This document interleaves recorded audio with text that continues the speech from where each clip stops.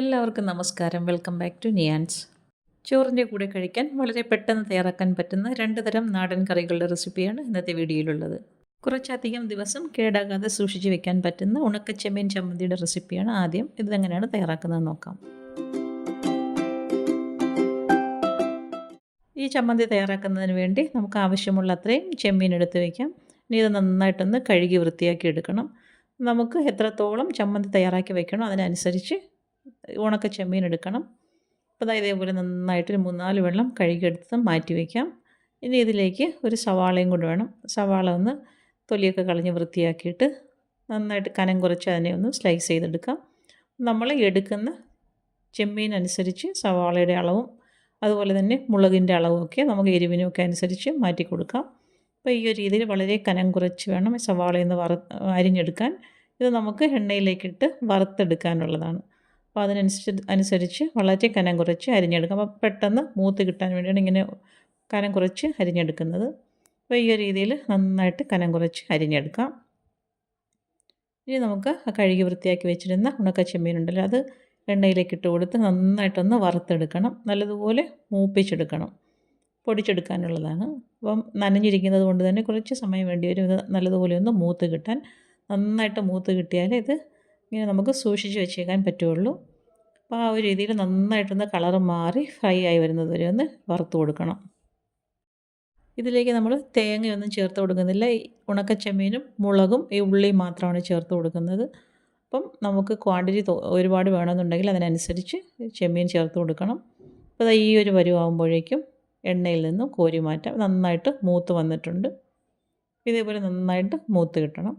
അത് കോരി മാറ്റിയതിന് ശേഷം ഇനി പാനിലേക്ക് കുറച്ചുകൂടി എണ്ണ ഒഴിച്ചു കൊടുക്കാം. അതിലേക്ക് എരിവിന് ആവശ്യമുള്ള വറ്റൽമുളക് നമുക്ക് നമ്മുടെ കയ്യിലുള്ള വറ്റൽമുളകിൻ്റെ എരിവിനനുസരിച്ച് വേണം ഇതിലേക്ക് ചേർത്ത് കൊടുക്കാൻ. എൻ്റെ കൈവശമുള്ള മുളക് അത്യാവശ്യം എരിവുള്ളതാണ്. ഞാൻ ഒരു 7 മുളകാണ് ഇതിലേക്ക് ചേർത്ത് കൊടുത്തിരിക്കുന്നത്. മുളക് നന്നായിട്ടൊന്ന് മൂത്ത് ബ്രൗൺ കളറായി വരണം. ഇതാ മുളക് നന്നായിട്ട് പരുവായി വന്നിട്ടുണ്ട്. ഇതിനി എണ്ണയിൽ നിന്നും കോരി മാറ്റാം. ഇപ്പോൾ ചേർത്ത് കൊടുക്കുന്നതെല്ലാം നന്നായിട്ട് ഫ്രൈ ആയി കിട്ടണം. അപ്പോൾ ഈ ഒരു രീതിയിൽ അതും എണ്ണയിൽ നിന്നും കോരി മാറ്റാം. ഇനി മുളക് മാറ്റിയതിന് ശേഷം അതേ എണ്ണയിൽ തന്നെ സവാളയും കൂടെ വറുത്തെടുക്കണം. അപ്പോൾ സവാള നന്നായിട്ട് ഫ്രൈ ആയി കിട്ടണം. നമ്മൾ ബിരിയാണിക്കൊക്കെ ചേർക്കുന്ന ആ ഒരു രീതിയിൽ നല്ലതുപോലെ ഫ്രൈ ആയി കിട്ടണം. അതും പൊടിച്ചതിലേക്ക് ചേർത്ത് കൊടുക്കാനുള്ളതാണ്. ഉള്ളിയൊക്കെ നന്നായിട്ട് മൂത്ത് കിട്ടിയാലേ ഇത് കുറച്ചധികം നാളിങ്ങനെ കേടാകാതെ ഇരിക്കുകയുള്ളൂ. അപ്പോൾ ഇനി നന്നായിട്ട് അതും കൂടി ഒന്ന് മൂപ്പിച്ചെടുക്കാം. സവാള ഇതേപോലെ കളറ് മാറി നല്ലൊരു ഗോൾഡൻ യെല്ലോ കളറാകുമ്പോഴേക്കും അതും എണ്ണയിൽ നിന്നും കോരി മാറ്റാം. ഇതിലേക്ക് നമുക്ക് തേങ്ങ ചേർത്ത് കൊടുക്കണമെന്നുണ്ടെങ്കിൽ ഇതേപോലെ തേങ്ങയും ഒന്ന് മൂപ്പിച്ചെടുക്കണം. നന്നായിട്ട് മൂപ്പിച്ചെടുത്തിട്ട് ഇതിലേക്ക് പൊടിച്ച് ചേർക്കാം. ഞാനിപ്പോൾ തേങ്ങ ചേർത്ത് കൊടുക്കുന്നില്ല. ഈ ഐറ്റംസ് 3 കൂടെ ചേർത്താണ് പൊടിച്ചെടുക്കുന്നത്. ഇപ്പോൾ എടുത്ത് വെച്ചിരുന്നത് 3 ഐറ്റവും നന്നായിട്ട് വറുത്ത് എടുത്തിട്ടുണ്ട്. അപ്പം തേങ്ങ ചേർത്ത് കൊടുക്കാതെ ഇങ്ങനെ ഒന്ന് പൊടിച്ചെടുത്താൽ വേറൊരു ടേസ്റ്റാണ്. തേങ്ങ ചേർത്ത് കൊടുത്താൽ അത് വേറൊരു ടേസ്റ്റാണ്. അപ്പം ഇതേപോലെ നന്നായിട്ട് ഉണങ്ങിയ മിക്സിയുടെ ജാർ എടുക്കണം. ഒട്ടും നനവ് കാണരുത്. ഇനി അതിലേക്ക് നമുക്ക് വറുത്ത് വെച്ചിരിക്കുന്ന ഓരോന്നും ഇട്ട് കൊടുക്കാം. ഇതാദ്യം ചെമ്മീൻ വറുത്തത് ഇട്ട് കൊടുക്കുന്നുണ്ട്. ഇനി വറുത്ത് വെച്ചിരിക്കുന്ന മുളകും അതിലേക്ക് ഇട്ട് കൊടുക്കാം. മുളക് ഇട്ട് കൊടുത്തതിന് ശേഷം സവാള വറുത്തതും കൂടി അതിലേക്ക് ഇട്ട് കൊടുക്കാം. സവാള ഇപ്പോൾ നല്ല ക്രിസ്പി ആയിട്ടിരിപ്പുണ്ട്. ഇതേപോലെ കൈകൊണ്ട് നല്ലതുപോലെ ഒന്ന് ഇളക്കി കൊടുത്തതിന് ശേഷം മിക്സിയുടെ ജാറിലേക്ക് ഇട്ട് കൊടുക്കാം. അപ്പോൾ സവാള ഇട്ട് കൊടുത്തതിന് ശേഷം ഇനി ഇതിലേക്ക് ആവശ്യത്തിനുള്ള ഉപ്പ് ചേർത്ത് കൊടുക്കാം. ഉപ്പും ചേർത്ത് കൊടുത്തിട്ട് ഇനി ഇത് നന്നായിട്ടൊന്ന് പൊടിച്ചെടുക്കണം. ഈ ഒരു രീതിയിൽ ചമ്മന്തി നന്നായിട്ട് പൊടിച്ചെടുത്തിട്ടുണ്ട്. നമുക്കിത് വേറൊരു പാത്രത്തിലേക്ക് ആക്കി കൊടുക്കാം. ഇത് കണ്ടില്ലേ, ഈ ഒരു രീതിയിലാണ് ഇത് പൊടിച്ചെടുത്തിരിക്കുന്നത്. ഇനി നമുക്കിത് വേറൊരു പാത്രത്തിലേക്ക് ആക്കി കൊടുക്കാം. നല്ല കിഡിലൻ ടേസ്റ്റാണ്. അപ്പോൾ ഈ ഒരു രീതിയിൽ നിങ്ങൾ തയ്യാറാക്കിയിട്ടില്ല എന്നുണ്ടെങ്കിൽ ഒന്ന് തയ്യാറാക്കി വെച്ച് നോക്കൂ. നമുക്ക് കുറച്ചധികം നാളിങ്ങനെ കേടാകാതെ എയർ ടൈറ്റായ പാത്രത്തിലാക്കി അടച്ച് വെച്ച് സൂക്ഷിച്ച് വെച്ചിരിക്കാൻ പറ്റും.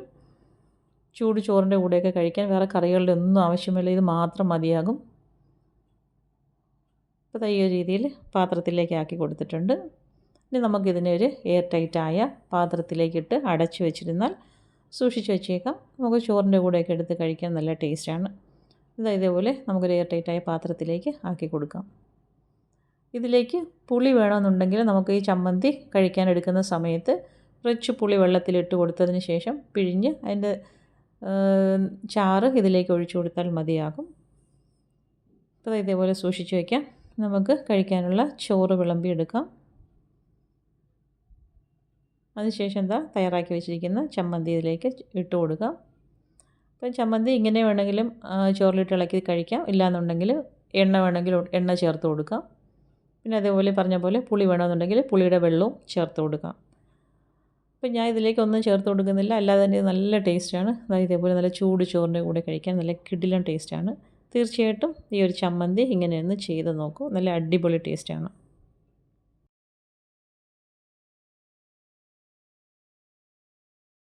അടുത്തത് മുരിങ്ങയ്ക്ക കൊണ്ട് തയ്യാറാക്കുന്ന ഒരു സിമ്പിളായിട്ടുള്ള ഒഴിച്ച് കറിയാണ്. ഇതെങ്ങനെയാണ് ചെയ്യുന്നതെന്ന് നോക്കാം. ഇതിന് വേണ്ടി ഞാൻ 2 മുരിങ്ങയ്ക്ക എടുത്ത് വെച്ചിട്ടുണ്ട്. ഇതിനെ ഇനി ഒന്ന് മുറിച്ചെടുക്കണം.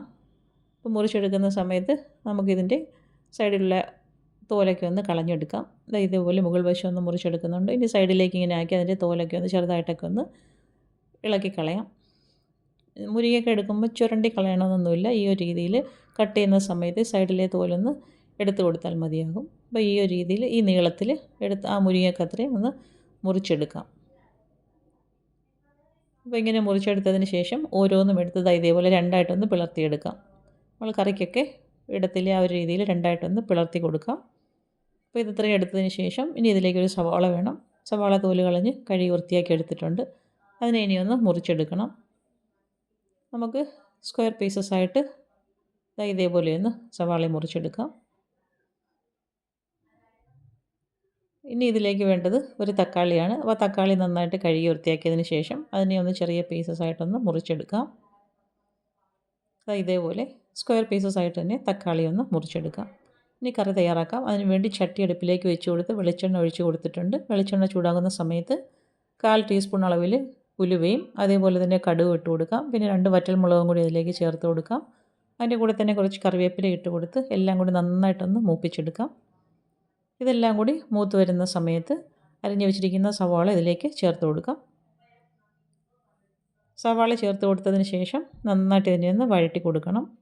എണ്ണയിൽ കിടന്ന സവാള ഒന്ന് വാടി വരണം. ഈ സമയത്ത് ഇതിലേക്ക് നമുക്ക് ഉപ്പും കൂടി ചേർത്ത് കൊടുക്കാം. ഉപ്പും ചേർത്ത് കൊടുത്ത് നന്നായിട്ടൊന്ന് വഴറ്റി കൊടുക്കാം. പെട്ടെന്ന് തന്നെ സവാളയൊന്ന് വാടിക്കിട്ടും. ഈ രീതിയിൽ നന്നായിട്ടൊന്ന് ഇളക്കി കൊടുത്തതിന് ശേഷം ഇനി അതിലേക്ക് നമുക്ക് മസാലകൾ ചേർത്ത് കൊടുക്കാം. 1 ടീസ്പൂൺ മുളക് പൊടി ചേർത്ത് കൊടുക്കുന്നുണ്ട്. 1/4 ടീസ്പൂൺ അളവിൽ മഞ്ഞൾപ്പൊടി ഇട്ട് കൊടുക്കാം. മുളക് പൊടിയുടെ അതേ അളവിൽ തന്നെ മല്ലിപ്പൊടിയും കൂടി ചേർത്ത് കൊടുക്കാം. ഇനി അതേ അളവിൽ തന്നെ സാമ്പാർ മസാലയും കൂടി ഇതിലേക്ക് ചേർത്ത് കൊടുക്കുന്നുണ്ട്. സാമ്പാർ മസാല ഇല്ലയെന്നുണ്ടെങ്കിൽ കുഴപ്പമൊന്നുമില്ല, ചേർത്ത് കൊടുക്കേണ്ട ആവശ്യമില്ല. അപ്പോൾ ഇതേപോലെ ഇനി മസാല നന്നായിട്ടൊന്ന് മൂപ്പിച്ചെടുക്കണം. മൂത്ത് വരുന്ന സമയത്ത് അരിഞ്ഞു വെച്ചിരിക്കുന്ന തക്കാളി ഇതിലേക്ക് ചേർത്ത് കൊടുക്കാം. തക്കാളി ഇട്ട് കൊടുത്തതിന് ശേഷം വീണ്ടും നന്നായിട്ടൊന്ന് ഇളക്കി കൊടുക്കാം. ഇളക്കി കൊടുത്തതിന് ശേഷം ഒന്ന് ഒതുക്കി വെച്ച് കൊടുത്ത് ചട്ടി മൂടി വെച്ച് തക്കാളി ഒന്ന് വേവിച്ചെടുക്കാം. ചേർത്ത് കൊടുത്ത മസാലയൊക്കെ നന്നായിട്ട് മൂത്തിട്ട് വേണം തക്കാളി ഇട്ട് കൊടുക്കാൻ. ഇതേപോലെ ഒന്ന് ഒതുക്കി വെച്ച് കൊടുത്തതിന് ശേഷം ചട്ടി മൂടി വെച്ച് ഫ്ലെയിം ഒന്ന് മീഡിയത്തിലാക്കി കൊടുക്കാം. അപ്പോൾ ആവിയിലിരുന്നുകൊണ്ട് തക്കാളി ഒന്ന് വെന്ത് കിട്ടും. ഇതേപോലെ നന്നായിട്ടൊന്ന് ഇളക്കി കൊടുക്കാം. ഇളക്കി കൊടുത്തതിന് ശേഷം തക്കാളി ചെറുതായിട്ടൊന്ന് ഉടച്ചെടുക്കാം. അപ്പോൾ തക്കാളിയുടെ പുളിയൊക്കെ അതിലേക്കൊന്ന് ചേർത്ത് കിട്ടാൻ വേണ്ടിയാണ്. ഇനി ഇതിലേക്ക് നമ്മൾ അരിഞ്ഞു വെച്ചിരിക്കുന്ന മുരിങ്ങയ്ക്കയും കൂടി ചേർത്ത് കൊടുക്കാം. മുരിങ്ങയ്ക്ക ഇട്ട് കൊടുത്ത് നന്നായിട്ടൊന്ന് ഇളക്കി കൊടുക്കാം. അപ്പോൾ മസാലയൊക്കെ മുരിങ്ങയ്ക്കയിൽ നന്നായിട്ടൊന്ന് മിക്സാക്കി കിട്ടണം.